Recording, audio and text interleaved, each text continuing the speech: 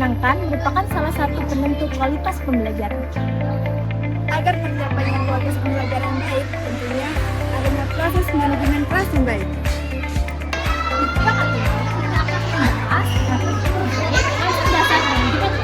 Kira-kira apa sih manajemen kelas itu?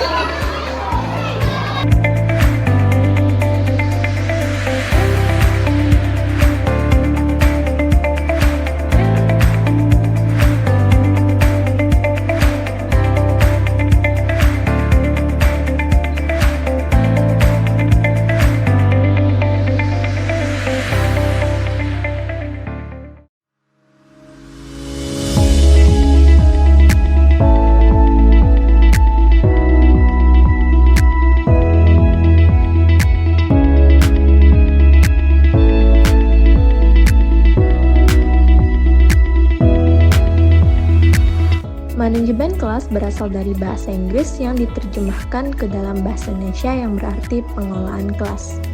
Pengelolaan kelas sendiri terdiri atas dua kata, yaitu pengelolaan dan kelas. Pengelolaan adalah penyelenggaraan atau pengurusan agar sesuatu yang dikelola dapat berjalan dengan lancar, efektif, dan efisien. Sementara kelas yaitu kelompok orang yang melakukan kegiatan belajar bersama yang mendapatkan pengajaran dari guru.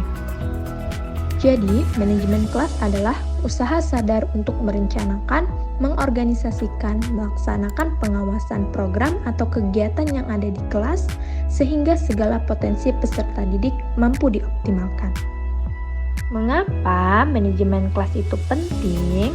Manajemen kelas tidak hanya sebatas memastikan bahwa kondisi pembelajaran di kelas tertib, tetapi juga mencangkup bagaimana menciptakan suasana belajar yang positif, memverifikasi tujuan pembelajaran siswa, serta mengevaluasi efisiensi pembelajaran. Tujuan dari manajemen kelas ialah agar proses pembelajaran di kelas dapat berjalan secara efektif dan efisien. Secara umum, tujuan dari manajemen kelas yaitu yang pertama itu agar pengajaran dapat dilakukan secara maksimal. Yang kedua, untuk memberi kemudahan dalam usaha memantau kemajuan siswa dalam pelajarannya. Yang ketiga, untuk memberi kemudahan dalam mengangkat masalah-masalah penting untuk dibicarakan bersama di kelas, demi perbaikan pengajaran pada masa mendatang. Sementara itu, untuk fungsi dari manajemen kelas sebenarnya merupakan implementasi dari fungsi-fungsi manajemen yang diaplikasikan menjadi manajemen kelas. Fungsi tersebut diantaranya yang pertama, fungsi perencanaan yang berkaitan dengan upaya guru untuk merencanakan target yang hendak dicapai. Yang kedua, fungsi pengorganisasian yang berkaitan dengan upaya guru untuk mengorganisasikan agar tercapainya target.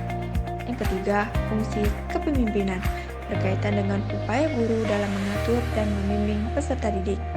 Yang terakhir, keempat, fungsi pengendalian yang berkaitan dengan guru yang memastikan agar segala sesuatu dapat sesuai dengan yang sudah direncanakan. Manajemen kelas juga terbagi atas dua sifat, yaitu preventif dan kuratif. Apa sih itu preventif dan kuratif? Preventif adalah tindakan pencegahan, sedangkan kuratif adalah tindakan penyembuhan atau memperbaiki.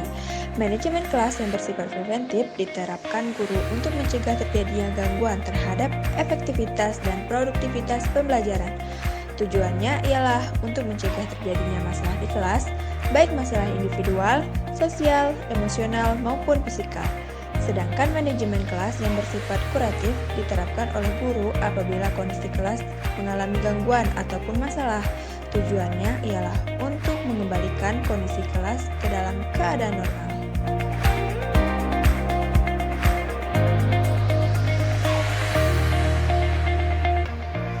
Diharapkan kita sebagai seorang guru dapat memanajemen kelas dengan baik, agar proses pembelajaran dapat berjalan secara lancar, efektif, dan efisien. Itulah tadi beberapa penjelasan mengenai konsep dasar manajemen kelas. See you!